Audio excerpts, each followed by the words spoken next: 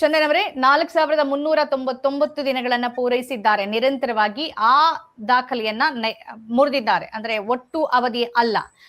ಈ ಸಂದರ್ಭದಲ್ಲಿ ಒಂದು ಹೋಲಿಕೆ ಕೂಡ ನಡೀತಾ ಇದೆ. ನೆಹರು ಏನ್ ಮಾಡಿದ್ರು, ನರೇಂದ್ರ ಮೋದಿ ಏನ್ ಮಾಡಿದ್ದಾರೆ ಅಂತ. ಈ ಹೋಲಿಕೆಗೆ ಸಂಬಂಧಪಟ್ಟಂತೆ ಮತ್ತು ಅವರಿಬ್ಬರು ನಾಯಕರು ಈ ದೇಶಕ್ಕೆ ಕೊಟ್ಟಿರುವ ಕೊಡುಗೆಗಳ ಬಗ್ಗೆ ತಮ್ಮ ಪಾಯಿಂಟ್ ಆಫ್ ವ್ಯೂ ಏನು?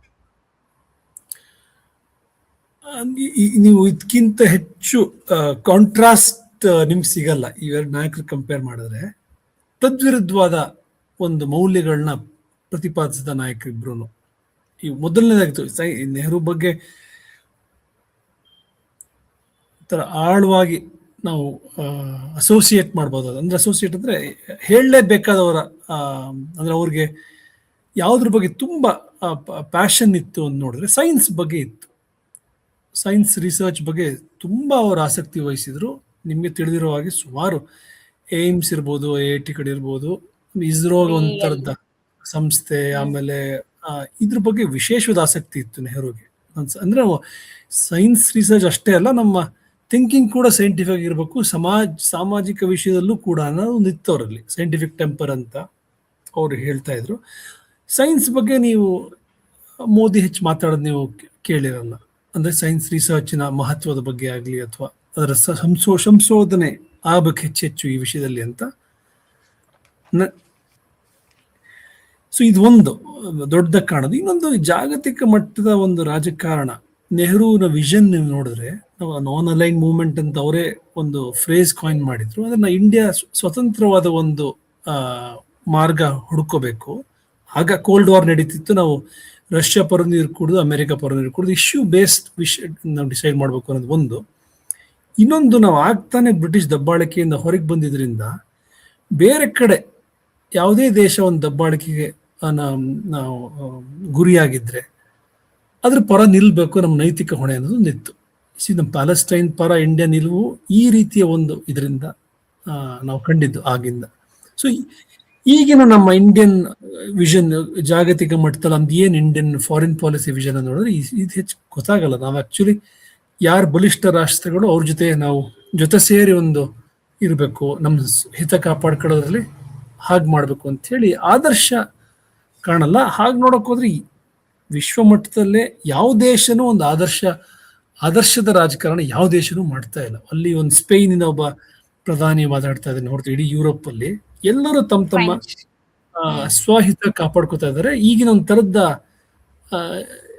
ಏನೇಳಿ ಪೊಲಿಟಿಕಲ್ ಧರ್ಮನೇ ಹಿಂಗೆ ಬದಲಾಗಿದೆ ಅಂತ ಅನ್ಸುತ್ತೆ ವಿಶ್ವ ಮಟ್ಟದಲ್ಲಿ. ಬಟ್ ಅಷ್ಟು ಸುಲಭವಾಗಿ ಅದನ್ನ ಆಯ್ತು ಹಾಗಾದ್ರೆ ನಾವು ಅದ್ರ ಜೊತೆ ರಾಜಿ ಮಾಡ್ಕೊಂಡು ಇರೋಣ ಅಂತ ಹೇಳಕ್ಕಾಗಲ್ಲ. ನಮ್ಮ ಕೆಲವರಲ್ಲಂತೂ ಆದರ್ಶದ ಒಂದು ನಡವಳಿಕೆ ದೇಶಗಳ ನಡುವೆ ಇರಬೇಕು ಅಂತ ಬಯಸುವ ವರ್ಗ ಇದ್ದೇ ಇದೆ, ಎಲ್ಲ ಕಡೆ ಇದ್ದೇ ಇದೆ. ಈಗ ಅದು ಯಾವಾಗ ಅದಕ್ಕೊಂದು ಮತ್ತೆ ಮರುಜೀವನ ಬರುತ್ತೆ ನೋಡ್ಬೇಕಾಗುತ್ತೆ. ಇನ್ನೊಂದು ಮೇಯ್ನ್ ನೀವು ಹೇಳಲೇಬೇಕಾದಿದ್ರು ಸೋಷಿಯಲಿಸ್ಟ್ ಕನ್ಸರ್ನ್ಸ್ ಅಂತ ಹೇಳಿದ್ರಲ್ಲಾಗ, ಅಂದ್ರೆ ಒಂದು ಆರೋಗ್ಯ ಮತ್ತೆ ಶಿಕ್ಷಣ ಇವೆರಡು ಎಲ್ಲರಿಗೂ ಸಿಗೋ ಹಾಗಿರ್ಬೇಕು. ಹಾಗಾಗಿ ಪ್ರೈಮರಿ ಎಜುಕೇಶನ್ನು ಸರ್ಕಾರದ ಕೈಲಿರಬೇಕು, ಪ್ರೈಮರಿ ಹೆಲ್ತ್ ಕೂಡ ಸರ್ಕಾರದ ಕೈಲಿರಬೇಕು ಅಂತ ನೆಹರುಲಿತ್ತು. ಈ ವಿಷಯದಲ್ಲಿ ಮೋದಿ ನಿಲುವೇನು ಅಂದ್ರೆ ನಮ್ಗೆ ಅಸ್ಪಷ್ಟ, ನಮ್ಗೆ ಗೊತ್ತಿಲ್ಲ ಏನು ಅಂತ. ಜನ ಔಷಧ ಅಂತ ಈ ಥರದ್ದು ಕಡಿಮೆ ಬೆಲೆಗೆ ಸಿಗುತ್ತೆ ಔಷಧಿ, ಬಟ್ ವಿಷನ್ ಮಟ್ಟಿಗೆ ನಮ್ಮ ಗೌರ್ಮೆಂಟ್ ಈ ಎರಡು ಕ್ಷೇತ್ರಗಳಲ್ಲಿ ಯಾರಿಗೂ ಮೋಸ ಆಗದಾಗ ನೋಡ್ಕೊಳ್ಳಂಗೆ ನಾವು ಏನು ಹೇಳಿ ಅಫೋರ್ಡಬಲ್ ಎಜುಕೇಶನ್, ಅಫೋರ್ಡಬಲ್ ಹೆಲ್ತ್ ಕೊಡಬೇಕು ಅಂತ ಒಂದು ಕಮಿಟ್ಮೆಂಟ್ ಕಾಣಲ್ಲ. ಬಟ್ ಇದು ಮೋದಿಯಿಂದಲೇ ಶುರು ಆಗಿದ್ದಲ್ಲ, ಮನಮೋಹನ್ ಸಿಂಗ್ ಟೈಮಿಂದಲೇ ಶುರು ಆಗಿತ್ತು ಆಕ್ಚುಲಿ. ಈ ಒಂಥರದ ಖಾಸಗೀಕರಣ ಈ ಎರಡು ಕ್ಷೇತ್ರಗಳನ್ನು ಮಾಡಬೇಕು ಅಂತ ಆಗ್ಲೇ ಶುರು ಆಗಿತ್ತು, ಅದು ಮುಂದುವರಿತಾ ಇದೆ. ಬಟ್ ಈಗಿನ ನೀವು ಕಾಂಟ್ರಾಸ್ಟ್ ಹುಡುಕೋದಾದ್ರೆ ನೆಹರು ವಿಷನ್ಗೂ ಈಗಿನ ವಿಷನ್ಗೂ ಅದೊಂದು ದೊಡ್ಡದಾಗಿ ಎದ್ದು ಕಾಣುತ್ತೆ. ಮತ್ತೆ ನೀವು ಹೇಳಲೇಬೇಕಾದ್ದು ಒಂದು ಇದು ಅಂದ್ರೆ ಸೆಕ್ಯುಲರಿಸಂ ವಿಷಯದಲ್ಲಿ. ಅಂದ್ರೆ ನೆಹರುವಿನ ರಾಷ್ಟ್ರೀಯತೆಯ ಪರಿಕಲ್ಪನೆ. ಇಂಡಿಯಾ ಒಂದು ಬಹುಮತೀಯ ಒಂದು ರಾಷ್ಟ್ರ. ಸೊ ಅದು ಎಲ್ಲ ಧರ್ಮದವರು ಪ್ರಜೆಗಳೇ, ನಮ್ಮ ದೇಶ ಎಲ್ಲರ ಹಿತನ್ನು ಕಾಪಾಡ್ಕೋಬೇಕು, ನಾವು ಸಮದೂರ ಕಾಪಾಡ್ಕೋಬೇಕು ಅಂತ ಹೇಳಿ ನೆಹರುವಿನ ವಿಷನ್ ಅದು. ಸೆಕ್ಯುಲರಿಸಮ್ ಅಂದ್ರೆ ಆ ರೀತಿ ಅರ್ಥ ಮಾಡ್ಕೊಂಡಿದ್ದವರು. ಈ ವೆಸ್ಟಿನ ಸೆಕ್ಯುಲರಿಸಮ್ ಇದೆಯಲ್ಲ, ಅಂದ್ರೆ ಎಲ್ಲಾ ಧರ್ಮಗಳನ್ನು ಹೊರಗಿಡಬೇಕು, ನಮಗೂ ಅಂದ್ರೆ ಸರ್ಕಾರದ ಆಡಳಿತಕ್ಕೂ ಧರ್ಮಗಳಿಗೂ ಸಂಬಂಧವೇ ಇಲ್ಲ ಅಂತ ಹೇಳಲಿಲ್ಲ ನಾವು. ನಾವೇನು ಹೇಳಿದ್ವಿ, ಸಮದೂರ ಕಾಪಾಡ್ಕೋಬೇಕು. ಸಮದೂರ ಕಾಪಾಡ್ಕೊಳ್ಳೋದು ಅಂದ್ರೆ ಏನು? ನಾವು ಒಂದು ಧರ್ಮದವರಿಗೆ ಏನ್ ಹೇಳಿ ಒಂದು ತೀರ್ಥಯಾತ್ರೆಗೆ ಹೋಗಕ್ಕೆ ನಾವು ಸಬ್ಸಿಡಿ ಕೊಟ್ರೆ ಎಲ್ಲಾ ಧರ್ಮದವ್ರಿಗೆ ಕೊಡಬೇಕು. ಈಗ ಅಮೆರಿಕದಲ್ಲಿ ಯಾರು ಇದು ವಿಷಯ ಎತ್ತಕ್ಕೆ ಹೋಗಲ್ಲ. ಯುರೋಪಲ್ಲೂ ಅಷ್ಟು ಇಲ್ಲವೇ ಇಲ್ಲ ಇದು. ಅದು ನಿಮ್ಮ ಖಾಸಗಿ ವಿಷಯ, ನೀವು ತೀರ್ಥಯಾತ್ರೆ ಹೋಗೋದು ಬಿಡೋದು ನಿಮ್ಮ ವಿಷಯ ಅಂತ ಹೇಳಿ ಆ ಥರದೊಂದು ಗಟ್ಟಿ ನಿಲುವಿದೆ. ಬಟ್ ಇಂಡಿಯಾದಲ್ಲಿ ಹಂಗಿಲ್ಲ. ಏನ್ ಹೇಳಿ, ಈ ಪರ್ಸನಲ್ ಲಾ ವಿಷಯದಲ್ಲೂ ಕೂಡ, ಈ ಪರ್ಸನಲ್ ಲಾ ವಿಷಯದಲ್ಲಿ ಸಿವಿಲ್ ಮ್ಯಾಟರ್ಸ್ ಮಟ್ಟಿಗೆ ನಿಮ್ ಧರ್ಮದಲ್ಲೇ ನಿಮಗೆ ಇಷ್ಟವಾಗುವಂತ ಒಂದು ಹೇಳಿ ಒಂಥರದ ಆಚರಣೆಗಳು ಪಾಲಿಸ್ತೀವಿ. ಆಸ್ತಿ ಹಂಚಿಕೆ ವಿಷಯ ಇರ್ಬೋದು, ಮದುವೆ ಇಲ್ಲಿರ್ಬೋದು, ಅಥವಾ ಬೇರೆ ಬೇರೆ ಈ ತರ ಜೈನರ ವಿಷಯಕ್ಕೆ ಬಂದಾಗ ನೀವು ಯಾವ ನೀವು ನಿಮ್ಮ ವಯಸ್ಸಾದ್ಮೇಲೆ ಯಾವ ರೀತಿಯಲ್ಲಿ ನೀವು ನಿಮ್ಮ ಕೊನೆಗೊಳ್ಬೇಕು ಅನ್ನೋದು ನಿಮ್ಮ ಒಂದು ಸಲ್ಲೇಖನ ಅಂತಾರೆ. ಅದಕ್ಕೂ ಫ್ರೀಡಮ್ ಇದೆ. ನಾವು ಸ್ಯೂಸೈಡ್ ಅಂತ ಹೇಳಿ ಕ್ರೈಮ್ ಅಂತ ಪರಿಗಣಿಸಿ ಅವ್ರನ್ನ ಅರೆಸ್ಟ್ ಮಾಡಕ್ ಹೋಗಲ್ಲ. ಅದನ್ನ ಕೆಲವು ವರ್ಷದಿಂದ ಅದನ್ನ ಸ್ಯೂಸೈಡ್ ಅಂತ ಮಾಡಬೇಕು, ಅದನ್ನ ಬಿಡ್ಕೂಡ್ದು ಅಂತ ಯಾರೋ ಒಂದು ಇದು ಮಾಡಿದ್ರು. ಬಟ್ ತಡೆ ಆಜ್ಞೆ ಬಂದಿದೆ ಅದಕ್ಕೆ. ಸೊ ಇದು ಆಕ್ಚುಲಿ ಬಿಕು ಪಾರೆಕ್ ಅಂತ ಒಬ್ಬ ಪೊಲಿಟಿಕಲ್ ಫಿಲಾಸಫರ್ ಇದ್ದಾರೆ. ಅವ್ರು ಭಾರಿ ಸುಂದರವಾಗಿ ಇದನ್ನ ಡಿಸ್ಕ್ರೈಬ್ ಮಾಡಿದ್ರು. ಸಾರ್ವಭೌಮತ್ವ ಅನ್ನೋದನ್ನ ಭಾರತ ಸರ್ಕಾರ ಹಂಚ್ಕೊಂಡಿದೆ ಅಂತ. ಈಗ ವೆಸ್ಟಲ್ಲೂ ನಿಮ್ಗೆ ಈ ತರ ಕಾಣಲ್ಲ.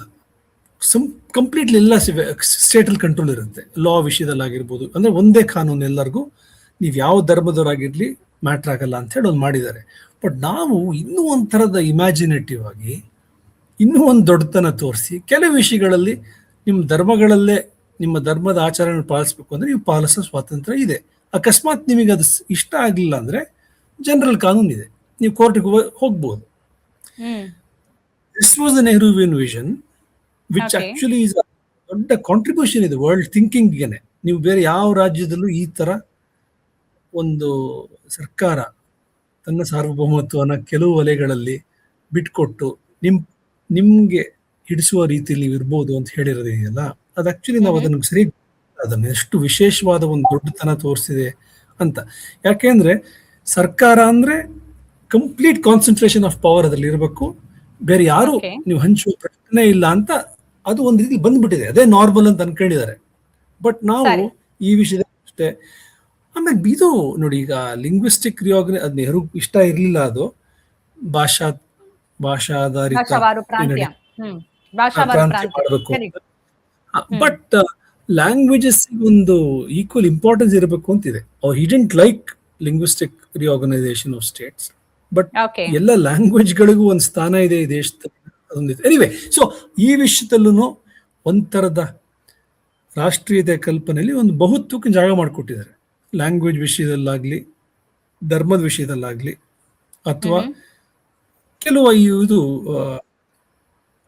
ನಾರ್ತ್ ಈಸ್ಟರ್ನ್ ಸ್ಟೇಟ್ಸ್, ಆಮೇಲೆ ಜಮ್ಮು ಕಾಶ್ಮೀರ, ಇವ್ರಿಗೆ ಸ್ಪೆಷಲ್ ಕನ್ಸೆಷನ್ಸ್ ಕೊಟ್ಟು ಮಾಡಿ, ಯಾಕೆಂದ್ರೆ ಅವ್ರು ನಮ್ಮ ಒಕ್ಕೂಟಕ್ಕೆ ಸೇರಿದ ಸಂದರ್ಭಕ್ಕೆ ಒಂದು ಸೂಕ್ಷ್ಮವಾಗಿ ಕೆಲವು ಪ್ರೊಟೆಕ್ಷನ್ಗಳು ಕೊಡಬೇಕು ಅಂತೆಲ್ಲ ಮಾಡಿ ಬೇರೆ ಬೇರೆ ರೀತಿಯಲ್ಲಿ ಒಂದು ಬಹುತ್ವ ಅಂದ್ರೆ ಬರೀ ಸಾಂಸ್ಕೃತಿಕ ಬಹುತ್ವ ಅಷ್ಟೇ ಅಲ್ಲ, ಬೇರೆ ಬೇರೆ ನೆಲೆಗಳಲ್ಲಿ ಕಾಣುವ ಬಹುತ್ವವನ್ನ ಮ್ಯಾನೇಜ್ ಮಾಡಿದ್ದಾರೆ. ಮ್ಯಾನೇಜ್ ಅಂದ್ರೆ ಸಂವಿಧಾನದ ಮೂಲಕ ರೈಟ್ ಕೊಟ್ಟು ಮಾಡಿ. ಎನಿವೆ, ಸಾರಿ, ನೀವು ಏನೋ ಕೇಳಿದ್ರಿ. ಬಟ್ ಇದೆಲ್ಲ ನೆಹರುವಿನ, ನಾನು ಇವನ್ ಮಾತಾಡೋದ್ರ ಮೂಲಕ ಈಗಿನ ಮೋದಿ ಅವರು ಪ್ರತಿಪಾದಿಸ್ತಿರೋ ಒಂದು ವಿಷನ್ ಆಗಿರ್ಬೋದು, ಪಾಲಿಟಿಕ್ಸ್ ಆಗಿರ್ಬೋದು, ಇವೆಲ್ಲ ಕಂಪೇರ್ ಮಾಡಿ ಎಲ್ಲದ್ರಲ್ಲೂ ಬೇರೆ ಇದೆ. ಕರೆಕ್ಟ್, ಎಲ್ಲದ್ರಲ್ಲೂ ಬೇರೆ ಇದೆ. ಆದ್ರೆ ನೀವು ಬಹಳ ಅದ್ಭುತವಾದ ಪಾಯಿಂಟ್ ಗಳನ್ನ ಹೇಳಿದ್ರಿ. ನನ್ಗೆ ಅನ್ಸೋದು ಒಂದು 3-4 ಪಾಯಿಂಟ್ ನಿಮ್ ಮುಂದೆ ಇಟ್ಬಿಡ್ತೀನಿ. ಅದನ್ನ ನೀವು ಸಂಕ್ಷಿಪ್ತವಾಗಿ ನಿಮ್ ಪಾಯಿಂಟ್ ಆಫ್ ವ್ಯೂ ಅದ್ರ ಬಗ್ಗೆ ಹೇಳಿ. ಒಂದು, ನೆಹರು ದೇಶವನ್ನ ತೆಗೆದುಕೊಳ್ತಿಲ್ಲ ಸಂದರ್ಭದಲ್ಲಿ ಏನೂ ಇರ್ಲಿಲ್ಲ, ಶೂನ್ಯ ಇತ್ತು. ಅವ್ರು ದೇಶವನ್ನ ಕಟ್ಟಬೇಕಿತ್ತು. ದೇಶವನ್ನ, ನಾನು ಆಗ್ಲೇ ಹೇಳ್ದಂಗೆ ಪಾರ್ಟಿಷನ್ ಆಗಿತ್ತು, ಲಕ್ಷಾಂತರ ಜನ ಸತ್ತಿದ್ರು, ಹಿಂದೂ ಮುಸ್ಲಿಂ ಇದೆಲ್ಲವೂ ಗಲಭೆ ಇತ್ತು. ಅದೆಲ್ಲವನ್ನ ಮೀರಿ ದೇಶವನ್ನ, ನಮ್ಮ ದೇಶ, ನಾವೊಂದು ಅನ್ನೋ ಕಡೆಗೆ ಕರ್ಕೊಂಡು ಹೋದ್ರು. ಇವತ್ತು ನರೇಂದ್ರ ಮೋದಿ ಅವರು ಒಂದು ಅನ್ನೋದ್ರ ಕಡೆಗೆ ಇದಾರ ಅನ್ನೋದು ಪ್ರಶ್ನೆ. ಈಗ ದೇಶ ಕಟ್ಟೋ ಕೆಲಸ ಆಗ್ತಿದ್ಯಾ ಅಥವಾ ದೇಶ ಒಡೆಯೋ ಕೆಲಸ ಆಗ್ತಿದ್ಯಾ ಅವರ ಪಾಲಿಸಿಗಳಿಂದ? ಅದು ಬೇರೆ ಬೇರೆ ಅನೇಕ ವಿಚಾರಗಳನ್ನ, CA ಇರ್ಬೋದು, NRC ಇರ್ಬೋದು, ಅಥವಾ ಈಗಿನ SIR ಇರ್ಬೋದು, ಇನ್ನೂ ಅನೇಕ ಅವರ ನೀತಿ ನಿರೂಪಣೆಗಳ ಮುಖಾಂತರವಾಗಿ ದೇಶ ಕಟ್ಟೋ ಕೆಲಸ ಆಗ್ತಿದ್ಯಾ ಮೊದಲ ಪ್ರಶ್ನೆ. ಇನ್ನೊಂದು ತಾವ್ ಹೇಳಿದ್ರಿ, ವೈಜ್ಞಾನಿಕ ತಳಹದಿಯ ಅಡಿಯಲ್ಲಿ ನೆಹರು ದೇಶವನ್ನ ಕಟ್ಟೋ ಕೆಲಸ ಮಾಡಿದ್ರು, ಖಂಡಿತವಾಗ್ಲು. ಆದ್ರೆ ಇವತ್ತಿನ ನರೇಂದ್ರ ಮೋದಿ ಅವರು ಅದು ಮಂದಿರ ಇರ್ಬೋದು, ಪ್ರತಿಮೆಗಳಿರ್ಬೋದು, ದೇವಸ್ಥಾನಗಳಿರ್ಬೋದು, ಈ ಕಡೆಗೆ ಸಾಕ್ತಾ ಇದ್ದಾರೆ. ಇದ್ರ ಬಗ್ಗೆ ಏನ್ ಅನ್ಸುತ್ತೆ ತಮ್ಗೆ?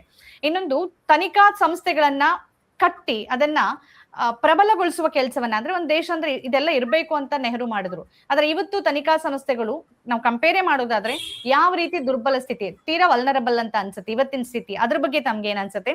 ಜೊತೆಗೆ ನೀವು ಹೇಳಿದಾಗೆ ನೆಹರೂರವರು ಬಡವರ ಪರ ಇದ್ರು, ಬಡವರ ಪರವಾದ ಕಾರ್ಯಕ್ರಮಗಳನ್ನ ತಂದ್ರು. ಆದ್ರೆ ಇವತ್ತು ನರೇಂದ್ರ ಮೋದಿ ಅವರು ಬಂಡವಾಳಶಾಹಿಗಳ ಪರವಾಗಿದ್ದಾರ ಅನ್ನೋದು ಪ್ರಶ್ನೆ. ಧರ್ಮ ನಿರಪೇಕ್ಷತೆ ಮತ್ತು ಹಿಂದುತ್ವ ಅವರಿಬ್ಬರನ್ನ ಅಕ್ಕಪಕ್ಕದಲ್ಲಿ ಇಟ್ಬಿಟ್ಟು ನಾವು ಏನಾದ್ರೂ ಪಾಯಿಂಟ್ಸ್ ಹಾಕೊಂಡು ಹೋದ್ರೆ, ಒಬ್ರು ಧರ್ಮ ನಿರಪೇಕ್ಷತೆ ಬಹುತ್ವದ ಬಗ್ಗೆ ಮಾತಾಡ್ತಿದ್ರು, ಇನ್ನೊಬ್ರು ಹಿಂದುತ್ವ ಮತ್ತು ಹಿಂದೂಗಳ ಬಗ್ಗೆ ಮಾತಾಡ್ತಾರೆ. ಈ ಪಾಯಿಂಟ್ಸ್ ಗಳ ಬಗ್ಗೆ ತಮ್ಗೆ ಏನ್ ಅನ್ಸುತ್ತೆ? ಸಂಕ್ಷಿಪ್ತವಾಗಿರ್ಲಿ, ಸಾರಿ.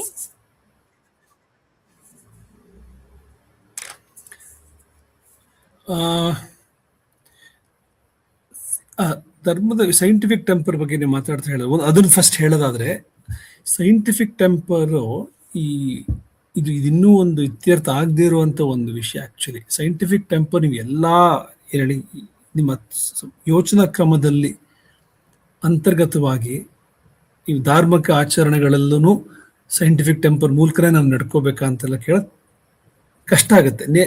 ನೆಹರು ಅದ್ರ ಬಗ್ಗೆ ಹೆಚ್ಚು ಮಾತಾಡ್ಲಿಲ್ಲ. ಬಟ್ ಇದು ನೀವು ಹೇಳಿದ್ರಲ್ಲ ಮೋದಿ ಮಂದಿರಗಳಿಗೆ ಹೋಗೋದು ಅಂತ, ಮಂದಿರಗಳಿಗೆ ಹೋಗೋದು ಸೈಂಟಿಫಿಕ್ ಟೆಂಪರ್ ಸಾರಿ ಚಂದನ್ ಅವರೇ, 50-60 ವರ್ಷದ ಕೆಳಗೇನೆ ನೆಹರೂರವರು ವೈಜ್ಞಾನಿಕ ತಳಹದಿಯ ಮೇಲೆ ದೇಶ ಕಟ್ಟಬೇಕು ಅಂದಾಗ ಈಗಿನ ಪ್ರಧಾನಿ ನರೇಂದ್ರ ಮೋದಿ ನಾನ್ ಬಯೋಲಾಜಿಕಲ್ ಅನ್ನೋದಿದೆಯಲ್ಲ, ಮಂದಿರಕ್ಕೆ ಹೋಗೋದು ಬೇರೆ. ಆದ್ರೆ ನಿಮ್ಮ ನೀತಿ ನಿರೂಪಣೆ ಯಾವ ಕಡೆಗಿರತ್ತೆ? ನೀವು ಯಾವ ತಳಹದಿಯ ಮೇಲೆ, ವೈಜ್ಞಾನಿಕ ತಳಹದಿಯ ಮೇಲೆ ನೀವು ದೇಶ ಕಟ್ಟಕ್ ಹೊರಟಿದ್ದೀರೋ, ಅಥವಾ ದೇಶವನ್ನ ಮುನ್ನಡೆಸ್ತಿರೋ, ಅಥವಾ ಧರ್ಮದ ಆಧಾರದಲ್ಲಿ ಮೌಢ್ಯದ ಆಧಾರದ ಮೇಲೆ ಮುಂದುವರಿಸ್ತಿರೋ ಅನ್ನೋದು ಮುಖ್ಯ. ಪ್ರಧಾನಿಯೊಬ್ಬರು ಖುದ್ದು ನಾನ್ ಬಯೋಲಾಜಿಕಲ್ ಅಂತ ಹೇಳೋ ಸಂದರ್ಭದಲ್ಲಿ ಅದನ್ನ ನಾವು ಹೇಗ್ ನೋಡ್ಬೇಕು? ಇದು ವೈಯಕ್ತಿಕ ನಂಬಿಕೆಗೆ ಸಂಬಂಧಪಟ್ಟ ವಿಚಾರವೇ ಅಲ್ಲ. ಹೌದು, ಅದನ್ನ ಒಪ್ಪಕ್ ಸಾಧ್ಯ ಇಲ್ಲ.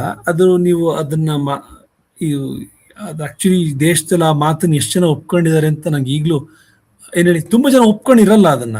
ಬಟ್ ನೀವು ಹೇಳೋದು ಸರಿ, ಅದು ಆ ತರದ ಒಂದು ಮಾತು ಒಂಥರದ ಆಲೋಚನೆಗೆ ಒತ್ತು ಕೊಟ್ಟಂಗೆ ಆಗುತ್ತೆ. ಬಟ್ ಅದು ನಾವು ಮಾತಾಡ್ಬಿಡಿ ಅಂತ ನಾವು ಹೇಳಕ್ಕಾಗಲ್ಲ. ಅಂದ್ರೆ ಅದು ಅವ್ರ ಶೈಲಿ ಆಗಿದೆ. ಅದು ನಮ್ಗೆ ಖಂಡಿತ ಅದಕ್ಕೆ ಒಪ್ಪಿಗೆ ಇಲ್ಲ ಅಂದ್ರೆ ಬೇರೆ ಬೇರೆ ಕಾರಣಗಳಿಂದ, ಅಂದ್ರೆ ನಿಮ್ಮ ವೈಯಕ್ತಿಕ ಇದನ್ನ ನೀವು ಪಬ್ಲಿಕ್ ಅಲ್ಲಿ ಹಂಚ್ಕೋಬೇಕಂತ ಹೇಳಿ ಅವ್ರು ವೈಯಕ್ತಿಕ ನಂಬಿರ್ಬೋದು, ನಾನು ಅವತಾರ ಪುರುಷ ಅಂತ ನಂಬಿರ್ಲಿ. ಬಟ್ ಅದು ನಾನ್ ಬಯಾಲಜಿಕಲ್ ಅಂತ ಹೇಳೋದ್ರಿಂದ ಅದು ಯಾವ ತರದ ಏನ್ ಹೇಳಿ ಒಂದು ತಮ್ಮ ಬಗ್ಗೆ ಒಂದು ಯಾವ ಇಂಪ್ರೆಷನ್ ಕ್ರಿಯೇಟ್ ಆಗುತ್ತೆ ನನಗೆ ಗೊತ್ತಿಲ್ಲ. ಬಟ್ ನೀವು ಹೇಳೋದು ಸರಿ, ಅದು ಒಂದು ವರ್ಗಕ್ಕೆ ಅದು ಸರಿ ಕೇಳಬಹುದೇನೋ. ಬಟ್ ನನಗನ್ನಿಸ್ದಾಗೆ ಆ ಮಾತು ಹೆಚ್ಚು ಜನರಿಗೆ ಒಪ್ಪಿಗೆ ಆಗಿರೋದಿಲ್ಲ. ಬಿಜೆಪಿಯನ್ನು ಸಪೋರ್ಟ್ ಮಾಡೋರ್ಗು ಅದು ಒಂದು ನಂಬಲಾರದ ಮಾತಾಗಿರುತ್ತೆ ಅಂತ ಅನ್ಕೊಂಡಿದ್ದೀನಿ ನಾನು. ಸರಿ, ಇನ್ನೊಂದು, ಸುಮಾರು ಜನ ಒಂದ್ ಕಡೆ ಮೋದಿ ಬಂಡವಾಳಶಾಹಿಗಳ ಪರವಾಗಿದ್ದಾರೆ, ಇನ್ನೊಂದು ಕಡೆ ಬಡವರ ಪರ ನೆಹರು ಇದ್ರು ಅನ್ನೋದನ್ನ ತಾವ್ ಹೇಗ್ ನೋಡ್ತೀವಿ? ಒಂದೊಂದೇ ಪಾಯಿಂಟ್ಸ್ ಹೇಳ್ತಾ ಹೋಗ್ತೀನಿ. ನೆಹರು ಬಡವರ ಪರ ಇದ್ರು, ಪಾವರ್ಟಿ ರಿಮೂವಲ್ ಅಂತ. ಬಟ್ ಅವರು ಕ್ಯಾಪಿಟಲಿಸಂ ಅಂದ್ರೆ ಅವ್ರು ಏನಾಗಿದ್ರು, ನೆಹರು ಒಂದ್ ತರದ ಸಮಾಜವಾದದಿಂದ ಇನ್ಸ್ಪೈರ್ ಆಗಿದ್ರಿಂದ ಅವ್ರು ಮಿಕ್ಸ್ಡ್ ಎಕಾನಮಿ ಅಂತ ಮಾತಾಡ್ತಾ ಹೋದ್ರು. ಅದ್ರ ಬಗ್ಗೆ ತುಂಬಾ ಚರ್ಚೆ ಇದೆ. ಮಿಕ್ಸ್ಡ್ ಎಕಾನಮಿ ಅಂತ ಅವರು ಒಂದು ಆದರ್ಶದಿಂದ ಮಾಡಿದ್ರು ಅಥವಾ ಅನಿವಾರ್ಯತೆಯಿಂದ ಮಾಡಿದ್ರು. ಅಂದ್ರೆ ಆಗ ಅಂದ್ರೆ ಭಾರತ ಸರ್ಕಾರದಲ್ಲಿ ಆಗಿನ ಕಾಲದಲ್ಲಿ ಸಾಕಷ್ಟು ಸಂಪನ್ಮೂಲಗಳು ಇದ್ದಿದ್ರೆ ಅವ್ರು ಬಂಡವಾಳಶಾಹಿಗಳಿಗೆ ಒಂಚೂರು ಜಾಗ ಕೊಡ್ತಿರ್ಲಿಲ್ಲ. ಸೊ ಆ ಥರ ಸೋಷಿಯಲಿಸಮ್ ಅಂತ ಮಾತಾಡಿದ್ದಾರೆ. ಬಟ್ ಅವ್ರು ಬಂಡವಾಳಶಾಹಿ ಅಂದ್ರೆ ಬಾಂಬೆ ಪ್ಲಾನ್ ಅಂತಿತ್ತು. ಕೆಲವು ಹೆವಿ ಇಂಡಸ್ಟ್ರಿಗಳಲ್ಲಿ ಸರ್ಕಾರಕ್ಕೆ ಇನ್ವೆಸ್ಟ್ ಮಾಡೋಷ್ಟು ಸಾಕಷ್ಟು ಇಲ್ದೇನೆ ಟಾಟಾ ಅವ್ರನ್ನ ಅಥವಾ ಇವ್ರನ್ನ ಇನ್ವೈಟ್ ಮಾಡಿದ್ದಾರೆ. ಸೊ ಅದು ಇಟ್ಸ್ ಎ ಕಾಂಪ್ಲೆಕ್ಸ್ ಕ್ವೆಶನ್. ಈಗ ನಮ್ಮ ಬಟ್ ಮಿಕ್ಸ್ಡ್ ಒಂದು ಆದರ್ಶ ಅಂತೂ ಇತ್ತು. ಏನೇಳಿ ಸಂಪೂರ್ಣವಾಗಿ ಕ್ಯಾಪಿಟಲಿಸ್ಟ್ ಬಂಡವಾಳಶಾಹಿಗಳಿಗೆ ಎಕಾನಮಿನ ಬಿಟ್ಕೊಡ್ಕೂಡುದು, ನಮ್ಗೊಂದು ಜಾಗ ಇದೆ, ಒಂದು ಬೆಲೆಗಳನ್ನ ಕಂಟ್ರೋಲ್ ಮಾಡೋದು ಇತ್ಯಾದಿ ಇತ್ಯಾದಿ. ಬಟ್ ಈ ಪ್ರೋ ಕ್ಯಾಪಿಟಲಿಸ್ಟ್ ಇದೆಯಲ್ಲ, ಸಂಪೂರ್ಣವಾಗಿ ನಿಲ್ಲೋದು, ಅದು ಈಗ ಕಾಣ್ತಾ ಇದೆ ಮೋದಿ ಸರ್ದು. ಬಟ್ ಅದರ ಬೇರೆಗಳು ಸ್ವಲ್ಪ ಹಿಂದೆ ಹೋಗ್ತವೆ. 1991 ಅದನ್ನ ನೋಡ್ತಾ ಬರ್ಬೋದು. ಆಕ್ಚುಲಿ. ಕರೆಕ್ಟ್. ಅದ್ 1991 ಮೇಜರ್ ಅದು ನಮ್ಗೆ ಬದಲಾವಣೆಗೆ ಅದು ಕಾರಣ. ಬಟ್ ನಾವಿಲ್ಲಿ ಕಂಪೇರ್ ಮಾಡ್ತಿರೋದು ಮೋದಿ ಮತ್ತು ನೆಹರು, ನಾವೆಲ್ಲ ಮಾಡ್ತಿರೋದು ಅವರ ಬೆಂಬಲಿಗರೇ ಮಾಡ್ತಿರೋದ್ರಿಂದ ಈ ಪ್ರಶ್ನೆ ಚರ್ಚೆ ಮಾಡ್ಬೇಕಾಗಿದೆ. ಇನ್ನೊಂದು ಪಾಯಿಂಟ್, ದೇಶ ಕಟ್ಟುವ ಮತ್ತು ದೇಶ ಒಡೆಯುವ ವಿಚಾರ. ದೇಶ ಕಟ್ಟುವ ಪ್ರಯತ್ನ ಆಗಿನ ಸಂದರ್ಭದಲ್ಲಿ ಇದ್ದಂತ ಭಾರತ ಮತ್ತು ಅದನ್ನ ಒಗ್ಗೂಡಿಸಬೇಕಾದಂತ ಬಹಳ ದೊಡ್ಡ ಜವಾಬ್ದಾರಿ, ಸವಾಲು, ಅನಿವಾರ್ಯತೆ ಎಲ್ಲ ಇತ್ತು. ಆದ್ರೆ ಇವತ್ತು ಒಂದಾಗಿದ್ದಂತ ದೇಶದ ಒಳಗೆ ಧ್ರುವೀಕರಣ ಕಾಣಿಸ್ತಿದೆ. ಇದನ್ನ ಹೇಗ್ ನೋಡ್ತೀರಿ? ನೀವು ಹೇಳೋದು ಸರಿ. ನೆಹರು ನೇಷನ್ ಬಿಲ್ಡಿಂಗ್ ಅನ್ನ ನಾವು ಆಗ್ಲೇ ಮಾತಾಡೋದಲ್ಲ, ಅವ್ರದ್ದೊಂದು ಮಾಡೆಲ್ ಬೇರೆ ಇತ್ತು. ಒಂದು ಮಾಡರ್ನ್ ಎಕಾನಮಿ ಮಾಡಬೇಕು, ಒಂದು ರಾಷ್ಟ್ರನ ಒಂದು ವಿಕಾಸಗೊಳ್ಳಬೇಕಾದ ಒಂದು ಆರ್ಥಿಕ ವಸ್ತು ಅಂತಲೂ ನೋಡಿದ್ರು. ಆ ರಾಷ್ಟ್ರೀಯ ಕಲ್ಪನೆ ಎಕನಾಮಿಕ್ ನ್ಯಾಷನಲಿಸಮ್ ಅವರಲ್ಲಿತ್ತು. ಅಂದ್ರೆ ಅದು ಹಿಂದಿಂದ ಮೂಡ್ ಬಂದಿದ್ದು ಒಂದು ಮಾದರಿ. ನಮ್ಮ ರಾಷ್ಟ್ರೀಯ ಪರಿಕಲ್ಪನೆ ಬೇರೆ ಬೇರೆ ಮಾದರಿ ಇದೆ. ಕಲ್ಚರಲ್ ನೋಡ್ಬೋದು, ಎಕನಾಮಿಕಲ್ ನೋಡ್ಬೋದು. ನೆಹರಲ್ಲಿ ಎಕನಾಮಿಕ್ ಡಾಮಿನೆಂಟ್ ಆಗಿತ್ತು, ಡೆವಲಪಿಂಗ್ ಕಂಟ್ರಿ ಅಂತ. ಬಟ್ ಒಳಹೋಗಿ ನೋಡಿದ್ರೆ ಯೂನಿಟಿ ಇನ್ ಡೈವರ್ಸಿಟಿನೂ ಅದ್ರ ಭಾಗವಾಗಿ ಒಂದಿತ್ತು. ಅಂದ್ರೆ ನಾವು ನಮ್ಮ ಭಿನ್ನತೆಗಳ ನಡುವೆ ಅದನ್ನ ಸೆಲೆಬ್ರೇಟ್ ಮಾಡಿದ್ರು. ಅದನ್ನ ಸಮಸ್ಯೆ ಅಂತ ನೋಡಕ್ ಹೋಗಿಲ್ಲ. ಭಿನ್ನತೆ ಸಮಸ್ಯೆ ಯಾವತ್ತೂ ಆಗಿರಲಿಲ್ಲ. ಇನ್ಫ್ಯಾಕ್ಟ್ ನೆಹರು ಇತಿಹಾಸ ನೋಡೋ ಕ್ರಮನೂ ಬೇರೆ. ಒಂದು ಒಳ್ಳೆ ಇತಿಹಾಸ ಅಂದ್ರೆ ನೀವು ನೋಡಿ, ಅವ್ರ ಡಿಸ್ಕವರಿ ಆಫ್ ಇಂಡಿಯಾ ಆಗಿರ್ಬೋದು, ಅವ್ರ ಬೇರೆ ಬೇರೆ ಕಲ್ಚರ್ನ ಮಿಶ್ರಣ ಅವ್ರಿಗೊಂದು ರೀತಿಯ ವೆಲ್ಕಮ್ ಮಾಡ್ತಾರೆ ಅದನ್ನವರು. ಅಂದ್ರೆ ಇಂಡೋ ಸಾರ್ಸನಿಕ್, ಸಿಂಕ್ರೆಟಿಕ್ ಅಂತ ಕರೆದ್ರು. ಅವ್ರು ನೋಡೋ ರೀತಿ ಬೇರೆ ಇದೆ. ಅಂದ್ರೆ ಭಾರತ ಒಂದು ಸಿವಿಲೈಸೇಷನ್ ಅನ್ನೋದಾದ್ರೆ ಕೊಡುಗೆ ಬೇರೆ ಬೇರೆ ಕಡೆಯಿಂದ ಬಂದಿದೆ. ಬೇರೆ ಬೇರೆ ದೇಶಗಳಿಂದ, ನಾನಾ ಭಾಗಗಳಿಂದ ಸೇರಿ ಇದೊಂದು ನಮ್ಮ ಸಂಸ್ಕೃತಿಯನ್ನು ರೂಪುಗೊಂಡಿರೋದು ಅಂತ ಅವರೊಂದು ಆ ಆಟಿಟ್ಯೂಡ್ ಇತ್ತು. ಅದಕ್ಕೆ ಕಾಣ್ತಾ ಇಲ್ಲ ಇವರಲ್ಲಿ. ಮೋದಿಯವರ ಒಂದು ನೇಷನ್ ಬಿಲ್ಡಿಂಗ್ ಅನ್ನೋದು ಹೇಳಿದ್ರಲ್ಲ, ಕೇಳಿ ಎರಡು ತರ ನಡೀತಾ ಇದೆ. ಒಂದು ಮಟ್ಟಕ್ಕೆ ಸಬ್ಕಾ ಸಾಥ್ ಸಬ್ಕಾ ವಿಶ್ವಾಸ್ ಅಂತ ನಡೆಯುತ್ತೆ ಮಾತು. ಇನ್ನೊಂದು ಕಡೆಗೆ ನೀವು ಹೇಳಿದಾಗೆ ಈ ಸಿಟಿಸನ್ಶಿಪ್ ಅಮೆಂಡ್ಮೆಂಟ್ ಆಕ್ಟ್ ಆಗಿರ್ಬೋದು, ಇದು ನಮ್ಮ ಸಂವಿಧಾನದ ಒಂದು ಅಡಿಪಾಯ ಆಗಿರೋ ಸೆಕ್ಯುಲರಿಸಮ್ನೇ ತಳ್ಳು ಹಾಕುವಂತ ಒಂದು, ಅಂದ್ರೆ ಇಡೀ ದೇಶನೇ ಒಂದು ಬೇರೆ ರೀತಿ. ಅಂದ್ರೆ ಕೆಲವು ಧರ್ಮದವರಿಗೆ ಪ್ರಾಧಾನ್ಯತೆ ಕೊಟ್ಟು ಇನ್ ಕೆಲವರಿಗೆ ಎರಡನೇ ದರ್ಜೆಯ ಒಂದು ಪ್ರಜೆಗಳು ಅಂತ ನೋಡುವಂತಹ ಕ್ರಮಗಳನ್ನು ತಗೊಂಡಿದ್ದಾರೆ. ಎರಡು ಒಟ್ಟೊಟ್ಟಿಗೆ ನಡೀತಾ ಇದೆ. ಬಟ್ ಸಂವಿಧಾನ ಇನ್ನೂ ಚಂದನ್ ಅವರೇ, ಎರಡು ಒಟ್ಟೊಟ್ಟಿಗೆ ನಡೀತಿದೆ. ಬಟ್ ಒಂದು ಮಾತಲ್ಲಿ ನಡೀತಿದೆ, ಇನ್ನೊಂದು ಕೃತಿಯಲ್ಲಿ ನಡೀತಿದೆ. ಸಬ್ಕಾ ಸಾಥ್ ಸಬ್ಕಾ ವಿಕಾಸ್ ಮಾತು ಘೋಷಣೆ. ಬಟ್ ನೀವೇನ್ ಹೇಳ್ತಾ ಇದ್ದೀರಿ ಅದು ಇನ್ ರಿಯಾಲಿಟಿ ನಡೀತಿದೆ. ನನಗೆ ಸಮಯ ಕಡಿಮೆ ಇದೆ, ಆದ್ರೂ ಕೊನೆ ಪ್ರಶ್ನೆ, ನೆಹರೂರವರು ಪ್ರಜಾಪ್ರಭುತ್ವ ಥ್ಯಾಂಕ್ ಯು. ನೀವು ಹೇಳಿದ್ರೆ ಒಳ್ಳೆ ಘೋಷಣೆನ ಅದ್ ನಿಜವಾಗ್ಲೂ ನಡೀತಿರೋದು ಹೇಳ್ತಿಲ್ಲ. ಬಟ್ ಅವ್ರನ್ನ ಕೇಳಿದ್ರೆ ನೀವು ಯಾವ ರೀತಿ ಅರ್ಥೈಸ್ಕೊತಿದ್ದೀರಾ ಅಂತ ಕೇಳಿದ್ರೆ, ನಾವ್ ಈ 2,000 ರೂಪಾಯಿ ತಿಂಗಳಿಗೆ ಕೊಡೋದು ಅದು ಇದು ನಾವು ಯಾರಿಗೂ ಡಿಸ್ಕ್ರಿಮಿನೇಟ್ ಮಾಡ್ತಿಲ್ಲ ಅಂತ ಆ ತರ ಮಾತಾಡ್ತಾರೆ. ಬಟ್ ಈ ಡೆವಲಪ್ಮೆಂಟ್ ಅನ್ನೋದು ಯಾವ ರೀತಿ ಜಡ್ಜ್ ಮಾಡ್ಬೇಕು ಅನ್ನೋದು ಬೇರೆ ಬೇರೆ ಮಾನದಂಡಗಳಿರ್ತವೆ, ಅದಷ್ಟೇ ಅಲ್ಲ. ಸೊ ನಾವು ಗಮನಿಸಬಹುದು ಎಜುಕೇಶನ್. ಓಕೆ, ಲಾಸ್ಟ್ ಬಟ್ ತುಂಬಾ ವಿಚಾರಗಳಿದೆ ಮಾತಾಡೋದಕ್ಕೆ, ಅದರ ಸಮಯ ಇಲ್ಲದೆ ಇರೋದ್ರಿಂದ, ನೆಹರು ಪ್ರಜಾಪ್ರಭುತ್ವ, ಗಣರಾಜ್ಯ ಮತ್ತು ಸಂವಿಧಾನವನ್ನ ಬಲಪಡಿಸುವ ಕೆಲಸವನ್ನ ಮಾಡಿದ್ರ? ಅದೇ ನರೇಂದ್ರ ಮೋದಿ ಅವರು ತನಿಖಾ ಸಂಸ್ಥೆ ಇರ್ಬೋದು, ಪ್ರಜಾಪ್ರಭುತ್ವ ಅದರ ಭಾಗಗಳಿರ್ಬೋದು, ಅದವನ್ನ ಬಲಪಡಿಸೋ ಕೆಲಸ ಮಾಡ್ತಿದ್ದಾರಾ ಅನ್ನೋದು ಪ್ರಶ್ನೆ.